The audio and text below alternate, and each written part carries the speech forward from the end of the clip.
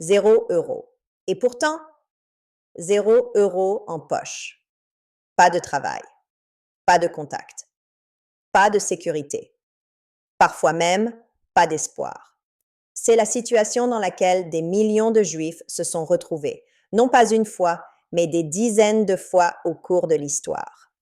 Expulsés, dépouillés, contraints de tout abandonner, obligés de recommencer à zéro dans des pays étrangers, sans repères, sans ressources. Et pourtant, donnez à un Juif 10 ans dans n'importe quel pays et il aura reconstruit une fortune. Ce n'est pas une opinion. C'est un fait historique documenté. La vraie question n'est donc pas s'ils y arrivent, mais comment. Que font-ils exactement quand ils n'ont plus rien? Quel est leur premier réflexe? Leur première action? Leur première pensée? Parce qu'une chose est certaine, ce n'est pas ce que font les pauvres. Shalom, je suis Sarah. Depuis plus de 20 ans, j'étudie les principes qui ont permis à mon peuple de prospérer à travers les pires épreuves de l'histoire. Aujourd'hui, je partage cette sagesse avec toi. Pas de théorie abstraite, pas de discours de motivation vide, mais des actions concrètes, applicables dès demain matin, même si ton compte en banque affiche 0. Voici les 5 réflexes des Juifs quand ils repartent de 0. Réflexe numéro 1, chercher un problème, pas un emploi. Quand un Juif arrive dans un nouveau pays sans rien, sa première question n'est jamais « Qui va m'embaucher ?» Sa vraie question est « De quoi les gens ont-ils besoin ici que personne ne leur donne ?» C'est une différence de mentalité fondamentale. Le pauvre cherche quelqu'un qui lui donnera de l'argent en échange de son temps. Le Juif cherche un problème à résoudre en échange d'argent. L'un se place en position de dépendance, l'autre en position de création de valeur. Au début du 20e siècle, un immigrant juif arrive à New York. Il ne parle pas anglais. Il n'a aucun diplôme, seulement quelques centimes en poche. Pendant 3 jours, il observe. Il marche, il regarde, et il remarque quelque chose.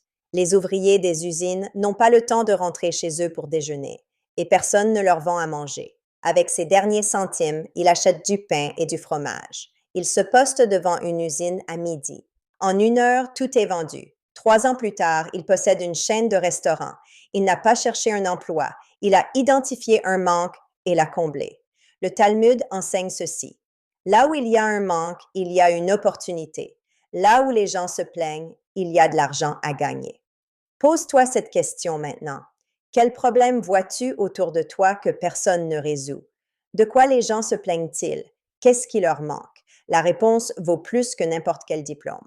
Réflexe numéro 2, activer le réseau avant le compte en banque.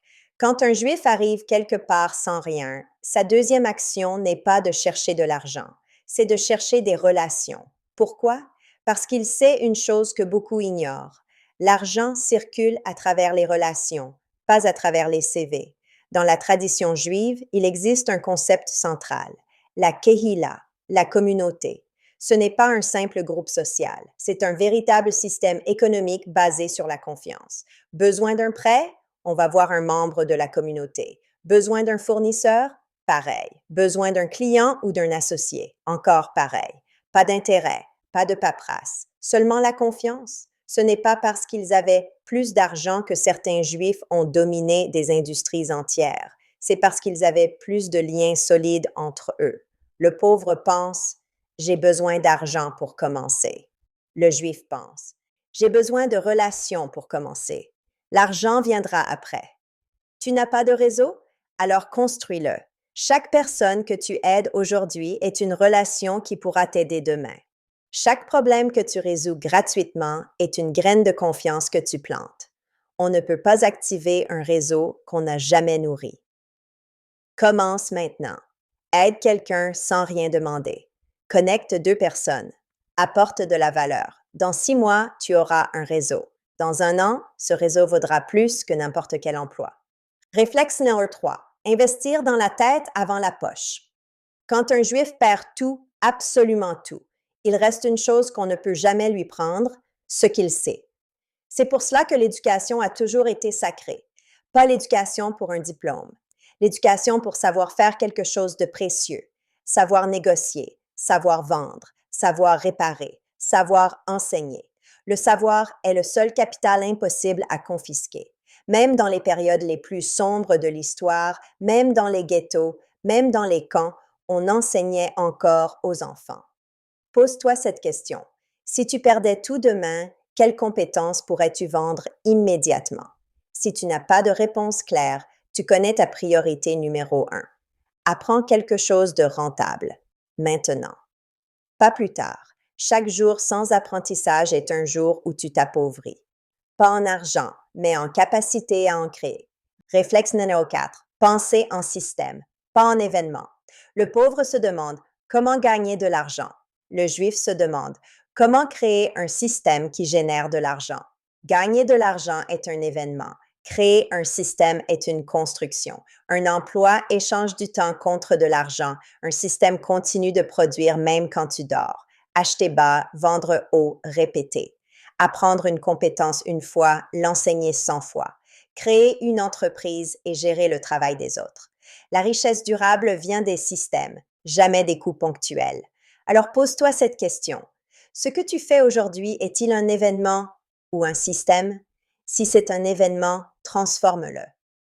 Réflexe numéro 5. Donner avant d'avoir.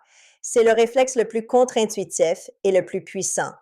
Quand un juif n'a presque rien, il donne, pas après être devenu riche, avant.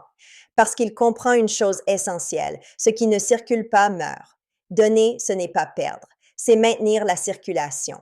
Temps, savoir, aide, connexion. Donner envoie un message clair à ton esprit, j'ai assez pour partager. Et cette croyance change tout. Le pauvre pense, quand j'aurai assez, je donnerai. Le juif pense, je donne pour avoir assez. Ce n'est pas de la magie, c'est de la psychologie, et ça fonctionne depuis des millénaires. Conclusion, une seule action suffit. Récapitulons, cherche un problème, pas un emploi. Active ton réseau avant ton argent. Investis dans ta tête avant ta poche. Pense en système, pas en événement. Donne avant d'avoir. Tu n'as pas besoin de tout faire. Une seule action suffit, une seule dès demain. La richesse n'est pas réservée à certains. Elle est réservée à ceux qui pensent et agissent différemment. Maintenant, tu sais. Le reste dépend de toi.